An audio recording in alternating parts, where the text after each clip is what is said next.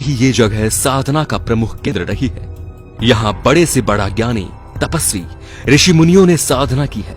वर्तमान में ये कुंड एक टूरिस्ट और रिसर्च का केंद्र बन गया है। आइए सबसे पहले इसके रहस्य के बारे में बात करते हैं। सबसे बड़ा रहस्य ये है कि आज तक कोई भी इसकी गहराई नाप नहीं सका।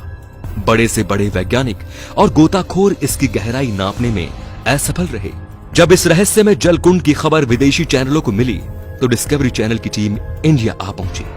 टीम अपने साथ कई गोताखोरों को लाई थी। उन्होंने कई बार डुबकी लगाई लेकिन कुछ हाथ न लगा। वो इसके रहस्य और गहराई का सही आकलन लगाने में असफल रहे। उन्हें कोई सबूत नहीं मिला। रहस्य नंबर 2। कई बार ऐसा होता है कि नदी और तालाब में नहाए गए लोग डूब जाते हैं। इसके बाद मृत शरीर पानी में तैरते हुए ऊपर आ जाता है, लेकिन भीमकुंड में ऐसा नहीं है। ये इतना विचित्र है कि अगर कोई इसके पानी में डूब जाए तो उसका मृत शरीर कभी ऊपर नहीं आता। वो अदृश्य हो जाता है या कहीं गुम हो जाता है। रहस्य नंबर 3। जैसा कि हमने पहले भी बताया कि ये कुंड अपने आप में कई रहस्य की खदान है। किसी भी बड़ी प्राकृतिक आपदा या अनहोनी होने का संकेत इस जल कुंड में आसानी से देखा जा सकता है। बताते हैं कि उस कुंड का जल स्तर अचानक से बढ़ने लगता है। वहीं ये भी कहा जाता है कि भूकंप या सुनामी आने के संकेत इसमें साफ साफ देखे गए। सुनामी के दौरान इस कुंड का पानी 500 फीट तक ऊपर उठ गया था। यहां के स्थानीय नागरिकों का कहना है कि उन्हें किसी आपदा का पता पहले ही लग जाता है। रहस्य नंबर 4। कहा जाता है ना कि जो जहां रहता है उसे उस जगह के बारे में ज्यादा जानकारी होती है। इसी के चलते हुए भीमकुंड के आसपास के इलाकों में रहने वाले लोगों का कहना है कि रहस्यमयी भीमकुंड का पानी कभी कम नहीं होता। भरपूर मात्रा में पानी का इस्तेमाल होने के बावजूद कुंड में पानी का लेवल कभी नहीं घटता। कई बार खोज भी की गई लेकिन इसके पानी का पता नहीं चला। कोई नहीं जानता इस कुंड की गहराई। कहते हैं कि इसकी गहराई का पता लगाने के लिए समय समय पर गोताखोरों को यहां भेजा जाता है, लेकिन कुछ हासिल नहीं होता। जब गोताखोर ऐसा करके थक गए तो प्रशासन ने भीमकुंड के पानी को पंप की मदद से पानी को खाली करने की योजना बनाई। ये काम कई दिनों तक जारी रहा लेकिन कुंड के पानी के स्तर में कोई कमी नहीं आई। काफी खोज के बाद इसके तल का किसी को पता नहीं चला।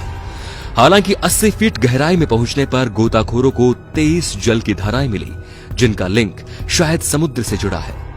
आपको बता दें कि इसके गर्त में 2 कुंड है, जिसके एक से पानी निकलता है और दूसरे में भरता है।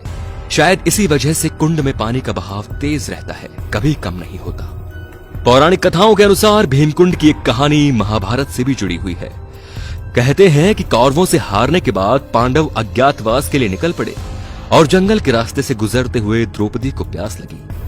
5 भाइयों ने मिलकर पानी की खोज की, लेकिन भला जंगल में पानी कहां से मिलता। लंबी दूरी तय करने पर द्रौपदी को और तेजी से प्यास लगने लगी। प्यास के मारे द्रौपदी समेत सभी पांडवों का बुरा हाल हो गया।